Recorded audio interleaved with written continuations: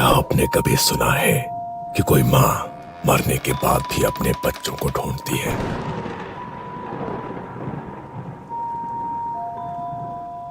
एक गांव है बेलपुर।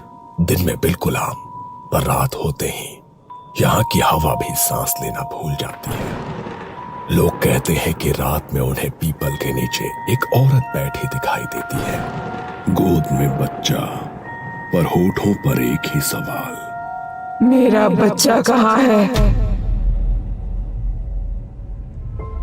बेलपुर एक छोटा सा गांव। इसी गांव के आखिरी छोर पर था रघुवीर का घर।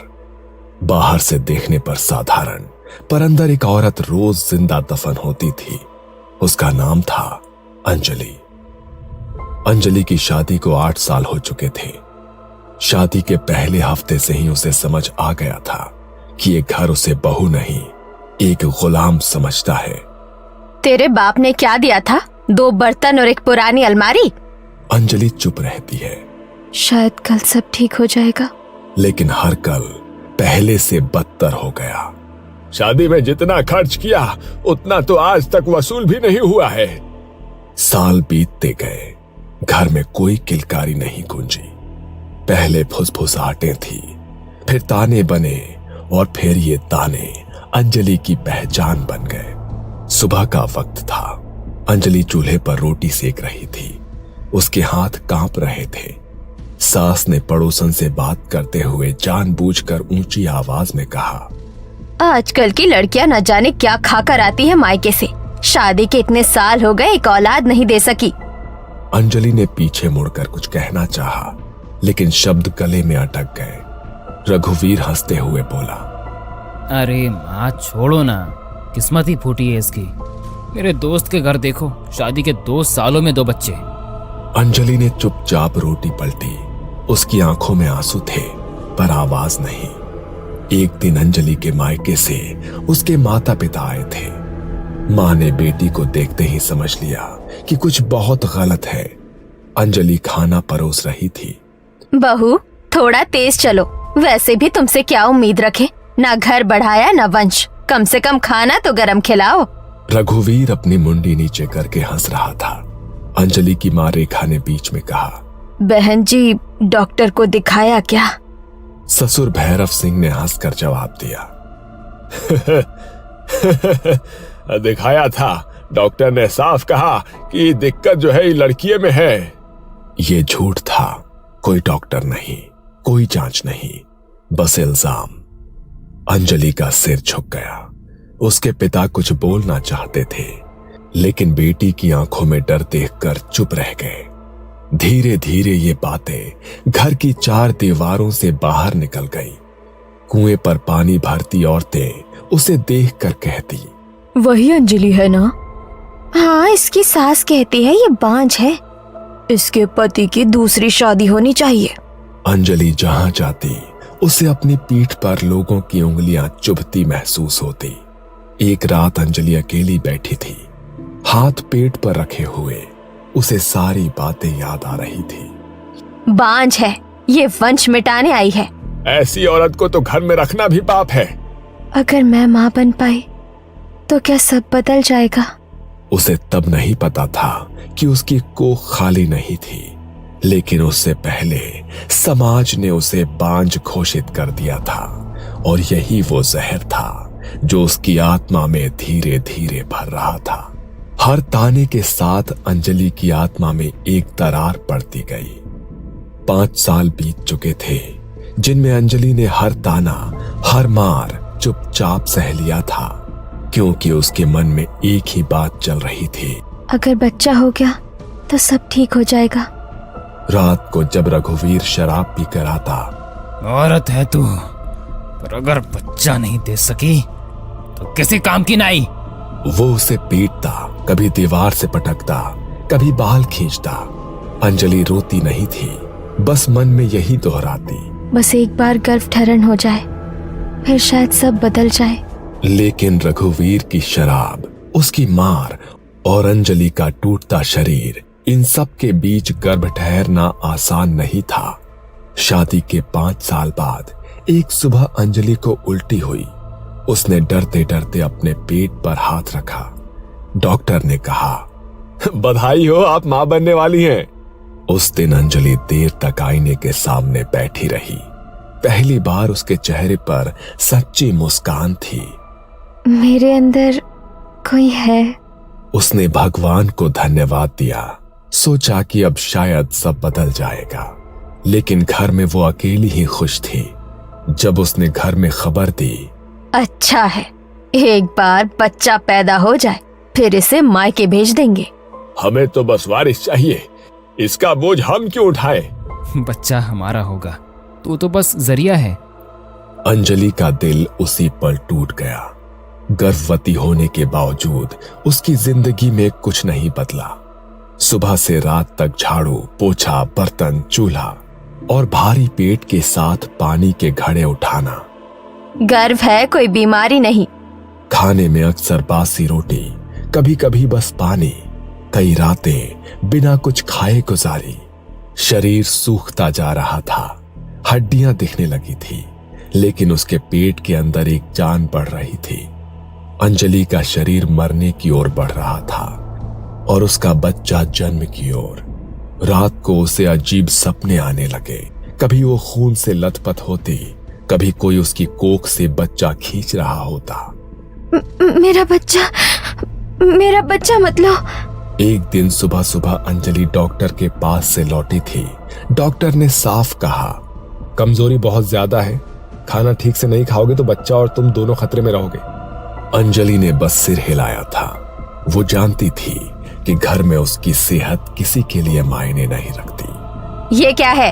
हम क्या जानवर हैं जो ठंडा खाना खाएंगे? पूरे घर में उसकी चीख गूंज गई। अंजलि घबरा गई। माँ जी, डॉक्टर के यहाँ से आई थी, थक गई थी, अभी गर्म कर देती हूँ। ससुर ने बिना कुछ कहे थाली को जोर से धकेल दिया। थाली उलट गई, दाल फैल गई, रोटी जमीन पर गिर गई। नाक कटवाने आई है? बांझ थी, अब गर्भ में भी अकल नहीं आई है। और तभी रघुवीर उठा। उसकी आंखें लाल थी, मुंह से शराब की बदबू। जानबूझकर करती है ये सब, हमसे बदला ले रही है। पहला थप्पड़ पड़ा, अंजलि लड़खड़ा गई। दूसरा थप्पड़, फिर लात। कोई बचाने नहीं आया। अंजलि चिल्लाई, माँ जी, बाबूजी, मुझे बचाओ। लेकिन शांताबाई और ससुर चुपचाप बैठे देखते रहे। रघुवीर रुक नहीं रहा था। घूंसे, लात, दीवार से टकराता शरीर। अंजलि जमीन पर गिर पड़ी। उसने दोनों हाथ अपने पेट पर रख लिए। मेरे पेट में बच्चा है, उसके लिए तो रुक जाओ। लेकिन चीखते चीखते अचानक अंजलि शांत हो गई। उसकी जान चली गई थी। पूरे कमरे में सन्नाटा। सिर्फ एक बात, अच्छा हुआ झंझट खत्म, लेकिन इसे ऐसे ही नहीं छोड़ सकते। अगर किसी को पता चल गया तो पूरा गांव सिर पर चढ़ जाएगा। पुलिस, पंचायत और फिर बदनामी अलग। शांताबाई ने अंजलि की लाश को घूरते हुए देखा। उसकी आंखों में न डर था, न पछतावा। कोई संस्कार वंस्कार नहीं होगा। चिता जलेगी तो पूरे गांव को बताना पड़ेगा, झूठी चिंता दिखानी पड़ेगी। थोड़ा रुक कर वो बुदबुदाई, कल मोही बच्चा लेकर चली गई। रघुवीर चुप था। शराब का नशा अब उतर चुका था। उठा इसे और पीछे खेत में गाड़ दे, सुबह तक कोई निशान नहीं रहना चाहिए। रघुवीर ने अंजलि के शरीर को उठाया। उसके हाथ अब भी पेट को पकड़े हुए थे, जैसे वो मरने के बाद भी अपने बच्चे को बचा रही हो। रघुवीर का हाथ एक पल को कांपा, लेकिन वो रुका नहीं। उसने अंजलि को उठाया और पीछे के दरवाजे से बाहर निकला। खेत में अंधेरा था। रघुवीर ने एक गड्ढा खोदा और अंजलि को उसी कपड़े में गाड़ दिया गया जिसमें वो मरी थी। न कोई मंत्र, न कोई अग्नि, न कोई अंतिम शब्द। ऊपर खेत, नीचे एक मां और उसके गर्भ में अधूरी जिंदगी। रघुवीर वापस आया, हाथ धोए। तीनों ने चुपचाप खाना खाया। तीनों अपने अपने कमरों में सोने चले गए, जैसे कि कुछ हुआ ही ना हो। जैसे घर में कभी अंजलि थी ही नहीं। 3 दिन बीत गए थे। घर में अंजलि का नाम कोई नहीं लेता था। खेत के पीछे की मिट्टी अब बैठ चुकी थी। पर तीसरी रात, आधी रात के करीब शांताबाई की नींद टूटी। कानों में छोटे बच्चे की आवाज गूंज रही थी। ये किसकी आवाज है? कहीं बच्चा रो रहा है? कौन सा बच्चा? सो जा। लेकिन आवाज रुकने का नाम नहीं ले रही थी। धीरे धीरे वो आवाज पूरे घर में फैल गई। अगली सुबह गांव के चौराहे पर लोग इकट्ठा थे। कल रात मैंने देखा पीपल के नीचे एक औरत बैठी थी और वो रो रही थी। अब मैंने भी सुना किसी के रोने की आवाज आ रही थी। मैंने भी देखा, लेकिन चेहरा साफ नहीं दिखा, पर गोद में कुछ था। गांव में बात फैल चुकी थी कि रात में कोई औरत दिखाई देती है। रघुवीर के घर में अब रातें सबसे डरावनी हो चुकी थी। कभी किसी के जोर से चिल्लाने की आवाज आती, कभी ऐसा लगता जैसे कोई असहनीय दर्द से कराह रहा हो। माँ, आपने सुना? हाँ, हर रात। एक रात भैरव सिंह को आंगन में अंजलि बैठी दिखी। गोद में एक बच्चा, वो उसे झुला रही थी। अंजलि। पलक झपकते ही वहां कोई नहीं था। हर रात उन तीनों के लिए एक सजा बन गई थी। डर के मारे तीनों एक ही कमरे में सो रहे थे। एक रात सभी सो रहे थे, दरवाजा बंद था। अचानक कमरे में ठंडी हवा आने लगी और खिड़की हवा से खड़खड़ाने लगी। तीनों का दम घुटने लगा। माफ कर दे अंजलि, गलती हो गई। अंधेरे में अंजलि की आत्मा खड़ी थी। उसके बाल हवा में लहराने लगे। गोद में बच्चा। मेरा बच्चा कहाँ है? तीनों का दम घुटने लगा। वो चीख भी नहीं पाए। सुबह तीनों की लाशें मिली। उनका अंतिम संस्कार करने वाला कोई नहीं बचा। गांव में भी अब अंजलि का डर फैल चुका था। रात में कोई बाहर नहीं निकलता। बच्चों को अकेला नहीं छोड़ा जाता। ये कोई साधारण आत्मा नहीं है। गांव वालों ने तांत्रिक हरिदास बाबा को बुलाया। बाबा ने घर और खेत का निरीक्षण किया। ये आत्मा अंजलि की है। गांव सन्न हो गया। बाबा ने मिट्टी सूंघी। यही दफनाई गई थी वो।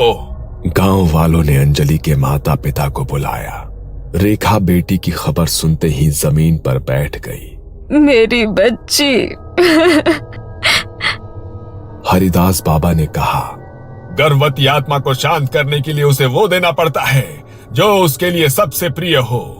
अंजलि की पसंदीदा चॉकलेट, बचपन की गुड़िया, उन्हें खेत के पास रखा गया।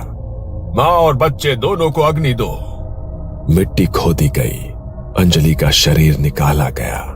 अंतिम संस्कार किया गया। आज भी जब आधी रात के बाद कोई खेतों के पास से गुजरता है तो हवा अचानक ठंडी हो जाती है। कहते हैं कि मिट्टी के उस सन्नाटे में एक साया उभरता है। गोद में बच्चा, आंखों में अधूरी ममता और होठों पर एक ही सवाल, मेरा बच्चा कहाँ है?